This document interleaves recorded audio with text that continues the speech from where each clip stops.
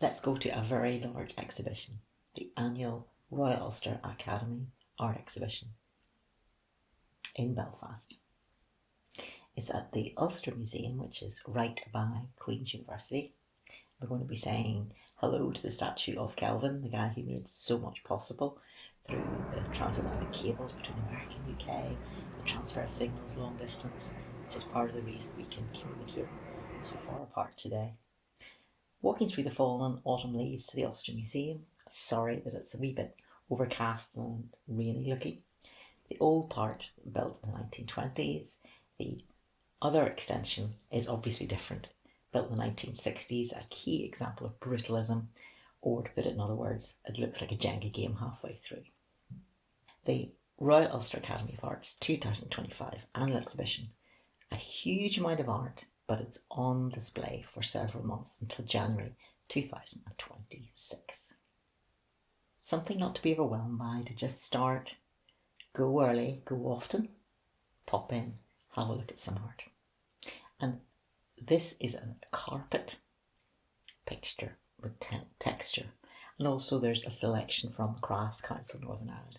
And these are very 3D. So it's, although there are pictures on the website and in the catalogue, these are lovely to see in person or on video, where you can get that sense of walking around an object. For example, this little sculpture is magnificent 3D, but looks really sort of flat and not particularly exciting in the catalogue. The exhibition is free to visit as often as you want, and the catalogue is £10, but that then gives me all the information for names and details that are going to help me for going back again and again.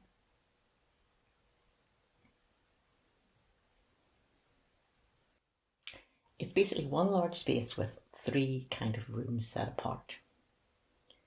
And on this first visit, I just had 45 minutes before the museum closed. I found benches inviting to sit down, take time looking at the art. And my eye was quickly drawn to something I recognised, which is work by Clement McAleer. And I particularly love the fact that the brushstrokes make it unclear the surface you're looking at, what's where. It's a rich surface to look at. As I say, you can take your time to look around and just go to look at the pictures that interest you most this visit, then visit again another time and see what attracts you then. So I'm just going to be talking about ones I noticed this time.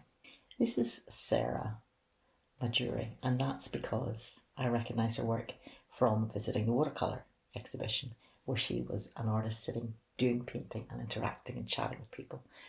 So I recognised her style. But many of these artworks are fresh to me.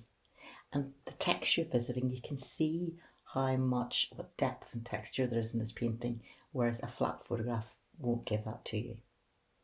There's affordable art, little prints like this on frame for about £90.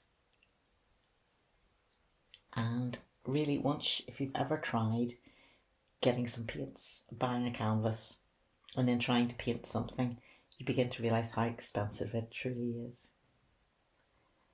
Once again, being there in person, it's wonderful to look sideways at something and to walk up really close, and then you can see the texture and the application of the paint. I like this picture. This is called The Cross. It's a boy walking and it looks like he's carrying a cross, but actually his fists are up really to punch and defend himself. I love this watercolour, the bright splashes, bold splashes, of the simplicity of it.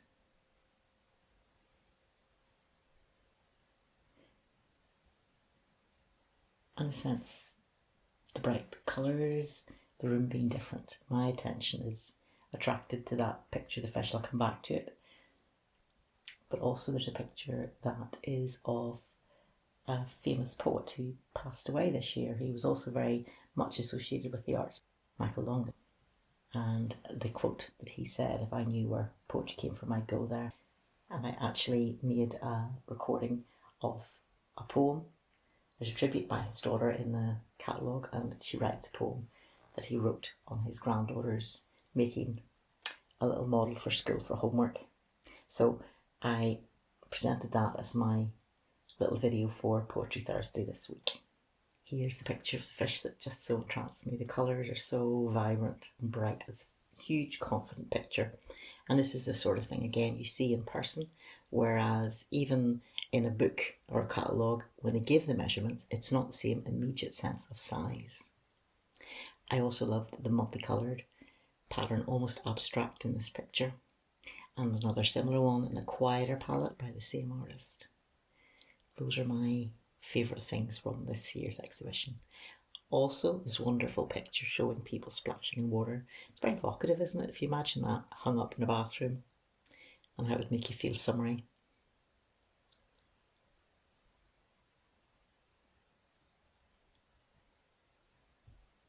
And then for a pure sense of texture, standing and looking sideways at a landscape carries the sense of what it feels like and of the shape of the landscape.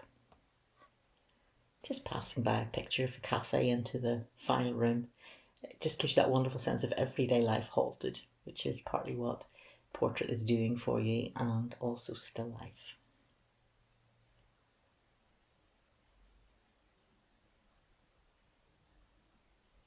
Now this picture with the 3D effect caught my eye. It's about crossings. It obviously made me think about refugees, but also there's different kinds of crossings, and how at the very end there's a little tiny boat on its own at the end, that we all end our journeys alone.